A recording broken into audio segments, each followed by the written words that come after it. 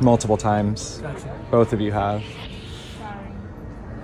Wasn't intentional. I love watching these videos where we see these entitled people constantly online going around and trying to get people in trouble, or at least have their company go viral for silly or dumb reasons. This Delta employee shows you the best way to handle these influencers, these actors, these people that just want attention. What about when a Delta employee misgenders you I'm so intentionally? sorry. While he's talking, you're talking. You just misgendered me again. Okay. Multiple times. Gotcha. Both of you have.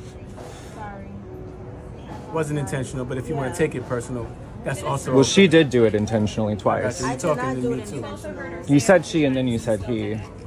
You're being condescending, and if you want to continue, I have full authority to escort you out the building right this moment if you want to play that game with me.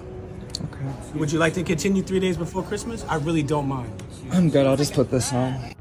Checkmate. This Delta employee crushed it. This is an influencer playing dumb games and facing the consequences. The Delta employee nailed it. He tackled the situation the best way possible. I'm hoping he doesn't get reprimanded, but he gets a raise. And hey, let's not forget about the influencer at the heart of this drama. Let's get an update.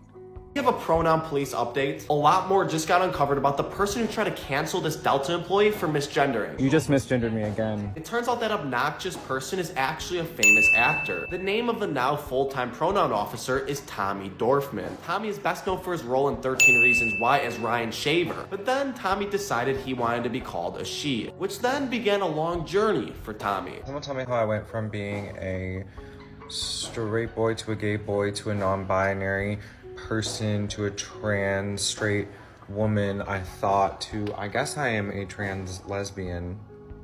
But now Tommy's day-to-day consists of filming random employees at workplaces and hoping they slip up so that every moment of every day can be about Tommy. But for some good news, the Delta employee was not lying about calling the authorities. If you want to continue, I have full authority to escort you out the building right this moment if you want to play that game with me. The authorities were called and they talked to Tommy for a couple minutes. This should go as a lesson for all of us. Not everything is about you. You're not the only one living in this world. I know you only see things from your perspective, so sometimes it may seem that way. But there are actually other people in this world. And unfortunately, you cannot dictate what those other people say. You have one mouth, I have one mouth, everyone else has their own mouth. I get to choose what I say, you get to choose what you say. And if what comes out of my mouth hurts your feelings, Tommy, maybe it's time to grow up. Hi, happy holidays. The thing about this whole situation is that Tommy posted this video and he made this post implying that Delta committed a human rights violation as well too. But this actually backfired on him. He ended up deleting the post as well as on his comments to his page too. But Libs of TikTok is part of the reason why this story went viral as well too.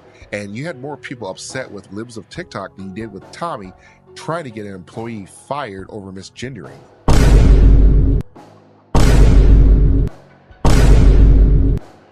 So I really don't know what happened to Tommy Dorfman before this, but I will say everything I know about the transgender community goes directly against what Libs of TikTok is trying to make it about, based on a very selected interaction. So I just don't have a lot of respect for what Libs of TikTok is trying to do there, and I think they're just outright wrong about how they're trying to frame how transgender people act in our society. Well, I don't think Libs of TikTok is really at fault here. I mean, it was Tommy Dorfman who circulated the clip in the first place. It's not like Libs of TikTok snatched this clip out of obscurity. The transgender individual filmed it and posted it, I think, thinking that it would make her look good, and then most people are not having that reaction. I don't really think that's, Libs of TikTok's problem. And, and again, in most cases, I think, look, and I'm not saying I necessarily agree with the politics of this account, but it seems like mostly it's publicizing videos that other people put out there. I mean, if you put it out there, that's because you want other people to see it, right? You think it makes you look good. I mean, also, we should recognize, so this person's name is, this is a male to female transition, but kept Tommy Dorfman, the birth name, kept the same birth name. Tommy can be a woman's name, but if you were presented with someone who is female presenting but has what is more commonly a male first name, and you get that wrong off the bat, that makes you, the Human Rights Commission should investigate you. That's insane to me. Well, she said, Robbie, repeatedly this person was misgendering her. So it sounds like it wasn't just they got it wrong after reading her name one time. I think Libs of TikTok is not at fault for the video existing. Of course not. Tommy Dorfman posted it for her followers on social media, which is a community of people that intended to interact with her. Libs of TikTok, by taking that video from there and posting it and saying it's all about a power trip for them and adding context that they're not even sure is true about the interaction, saying she was bullying the employee. I didn't see her bully the employee in that video. I've worked in, retail. I've worked in customer service. I was a bartender for a long time. I've dealt with people that were extremely hostile. This was not a hostile interaction on her behalf. The way it's Karening, isn't it Karening to threaten to call the human rights investigators?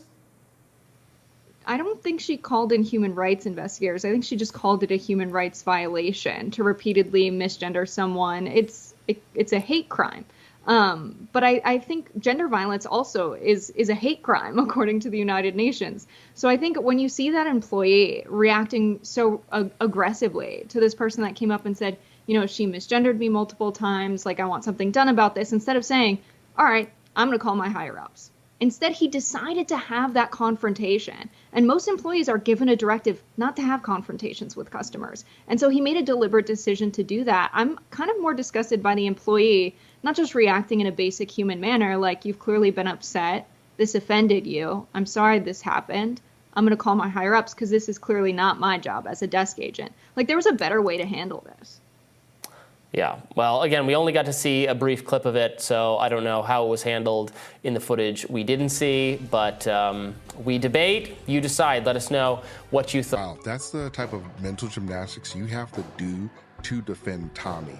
And this is just something that we've seen happen in multiple places in our politics, in schools, just places you work at, because people want you to fall to your knees on the altar of the DEI or any type of victimized community. And this is crazy. And this is why I'm glad that this Delta employee definitely stood his ground, because nobody wants to continue being told that, hey, you misgender me, so this is a human rights violation.